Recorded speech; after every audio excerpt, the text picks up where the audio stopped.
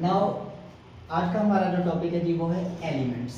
Most important long question है जी ये, तो आपने अच्छी तरह से करना। बेसिक डेफिनेशन दी इसमें। तो स्टूडेंट्स एलिमेंट्स क्या है? Same atoms which have same atomic number.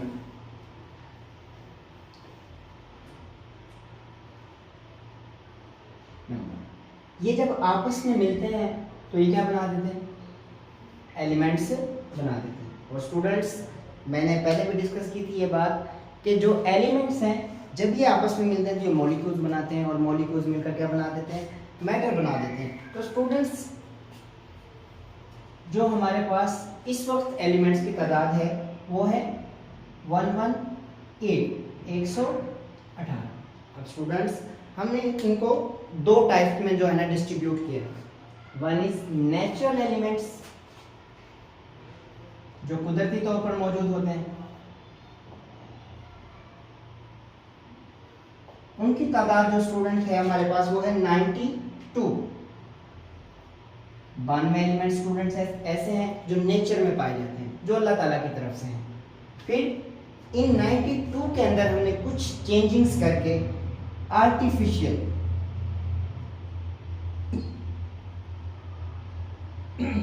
मसनूई elements बनाए, उनकी तादाद स्टूडेंट है 26।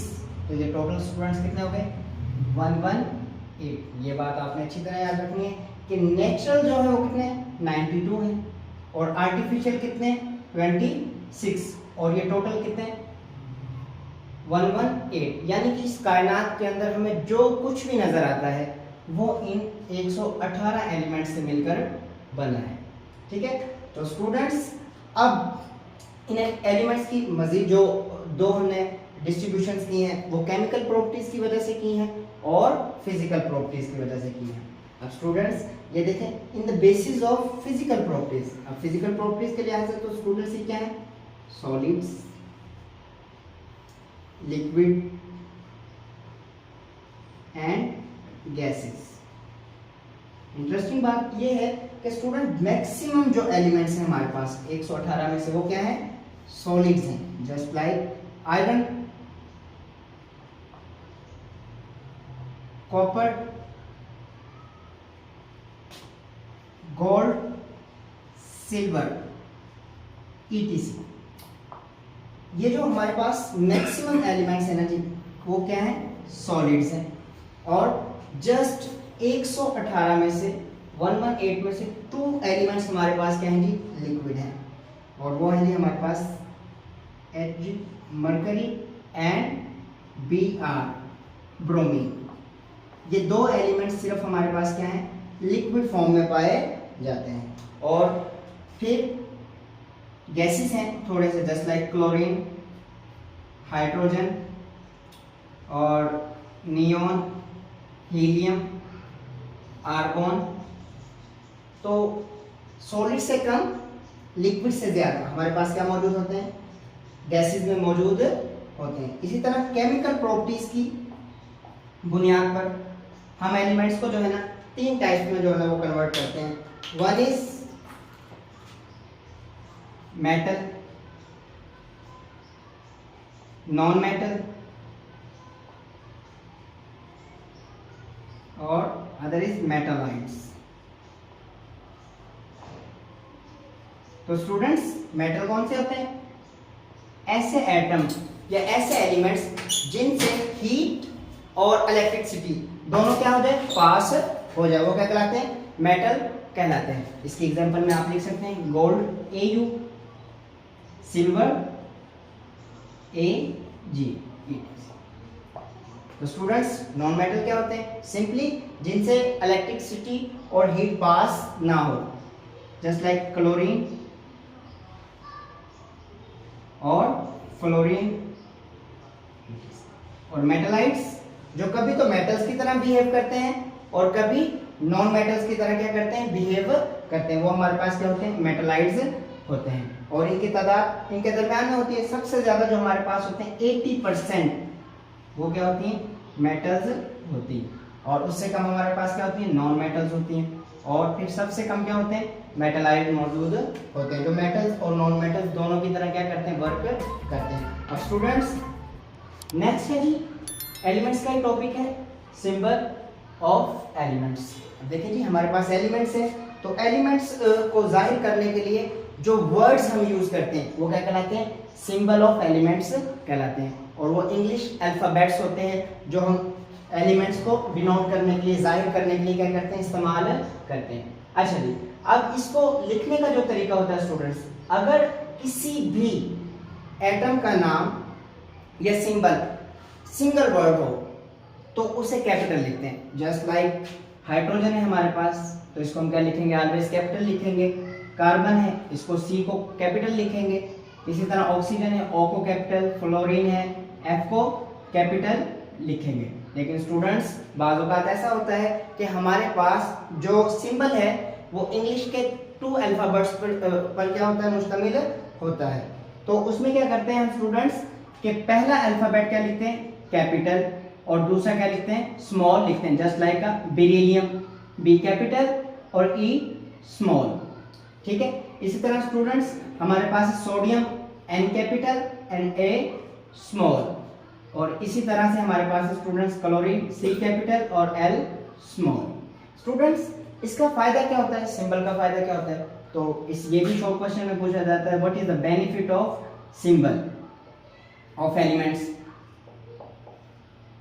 तो स्टूडेंट्स इसका पहला फायदा तो ये है कि आपको किसी भी एलिमेंट का नाम याद रखने में क्या होती है, आसानी होती है। फिर उसे लिखने में क्या होती है, आसानी होती है। आप एक इक्वेशन लिख रहे हैं, उसके अंदर बार बार आप नाम नहीं लिख सकते, फिर उसके ऊपर आप एटॉमिक नंबर और मास नंबर नहीं लिख सकते।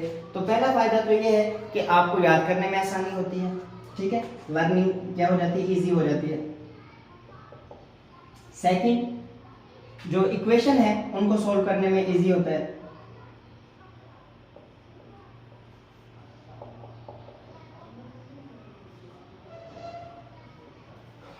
नेक्स्ट स्टूडेंट्स इसका एक और फायदा है कि आपका जो टाइम है वो क्या हो जाता है, सेव हो जाता है। उसके बाद मोस्ट इंपॉर्टेंट और थोड़ा सा ट्रिकी टॉपिक है जी वैलेंसी। वैलेंसी क्या होती है जी, कोई भी जो एटम है वो क्या होना चाहता है स्टूडेंट्स, स्टेबल होना चाहता है। बल्कि इस दुनिया में जितनी भी चीजें हैं वो क्या होना चाहती हैं, स्टेबल होना चाहती हैं। इसी तरह ये जो 118 एलिमेंट्स है हमारे पास, ये भी क्या होना चाहते हैं, स्टेबल होना चाहते हैं। और ये स्टेबल होने के लिए क्या करते हैं जी, स्टेबल होने के लिए अपना ऑक्टेट रूल कंप्लीट करते हैं। ऑक्टेट रूल क्या होता है स्टूडेंट्स, किसी भी एटम की ऐसी एबिलिटी, ऐसी सलाहियत जिसकी वजह से वो अपने आखिरी शेल के अंदर क्या कर ले, 8 इलेक्ट्रॉन्स को पूरा कर ले। 8 इलेक्ट्रॉन जब कोई एटम अपने अंदर के अपने शेल में क्या कर लेता है, कंप्लीट कर लेता है, तो हम कहते हैं जी उसका ऑक्टेट रूल क्या हो गया, कंप्लीट हो गया है, और वो एटम क्या हो गया स्टूडेंट्स, स्टेबल हो गया। अब आपने जो बात याद रखनी है कि देखें ऑक्टेट रूल कंप्लीट करने के लिए हमारे पास 3 प्रोसीजर होते हैं। नंबर 1 के जो इलेक्ट्रॉन है वो क्या होगा जी, इमिट होगा, या फिर इलेक्ट्रॉन स्टूडेंट्स क्या होगा, ऐड होगा, या फिर स्टूडेंट्स इलेक्ट्रॉन क्या होगा, शेयर होगा, शेयरिंग होगी जी। अगर किसी भी एलिमेंट्स के लास्ट पे 1 इलेक्ट्रॉन, 2 इलेक्ट्रॉन या 3 इलेक्ट्रॉन्स क्या हो, मौजूद हो, तो वो इलेक्ट्रॉन को क्या करेंगे स्टूडेंट्स, ऑक्टेट रूल कंप्लीट करने के लिए वो उसको इमिट कर देंगे। और ये कैरेक्टरिस्टिक किसकी होती है स्टूडेंट्स, मेटल की होती है। अब स्टूडेंट्स कोई भी एटम अपने आउटर शेल से जितने इलेक्ट्रॉन्स क्या करेगा, इमिट करेगा, उसके ऊपर उसने क्या आता जाएगा, चार्ज आता जाएगा। अगर 1 करेगा तो +1, 2 करेगा तो +2, 3 करेगा तो +3। आयनिक बॉन्ड्स नेक्स्ट हम पढ़ेंगे, लेकिन यहाँ पर थोड़ा सा ओवरव्यू उसका दिया हुआ है कि देखें आयनिक बॉन्ड पता है मेटल और नॉन मेटल के दरमियान। अगर एक मेटल जस्ट लाइक हमारे पास स्टूडेंट्स है, मैं यहाँ पर एग्जांपल देता हूँ सोडियम, और एक नॉन मेटल है क्लोरीन, तो यहाँ पर ये बनाते हैं सोडियम क्लोराइड। अब देखें सोडियम इलेक्ट्रॉन इमिट करता है, एक +1 इस पे चार्ज होता है, और क्लोरीन एक गेन करता है, तो इसके ऊपर नेगेटिव चार्ज होता है। तो ऑलवेज याद रखें, जो आयनिक कंपाउंड्स होते हैं इनमें वैलेंसीज पॉजिटिव भी होती है और नेगेटिव भी होती है। डिपेंड करता है कि कौन सा एटम इलेक्ट्रॉन क्या कर रहा है, इमिट कर रहा है, और कौन सा इलेक्ट्रॉन जो है ना एटम इलेक्ट्रॉन को गेन कर रहा है। नंबर 3 पे हमारे पास जो मेथड है वो स्टूडेंट्स है इलेक्ट्रॉन की शेयरिंग। इसमें क्या करते हैं कि ऐसे एलिमेंट्स जो ना तो इलेक्ट्रॉन डोनेट कर सकते हैं और ना ही इलेक्ट्रॉन को क्या कर सकते हैं, गेन कर सकते हैं, तो फिर वो इलेक्ट्रॉन की क्या कर लेते हैं, शेयरिंग कर लेते हैं, जस्ट लाइक अ हाइड्रोजन और अनदर हाइड्रोजन। अब देखें स्टूडेंट्स, इन दोनों के आखिरी शेल में एक एक इलेक्ट्रॉन होता है। अब इनमें से ना कोई डोनेट कर सकता है और ना ले सकता है, तो ये फिर क्या करते हैं जी, शेयरिंग कर लेते हैं और ये क्या बना देते हैं, हाइड्रोजन गैस बना देते हैं, जिसकी वजह से इसका भी डॉपलेट कंप्लीट हो जाता है और इसका भी डॉपलेट कंप्लीट हो जाता है। यकीनन स्टूडेंट्स आप लोगों को समझ आ गई होगी।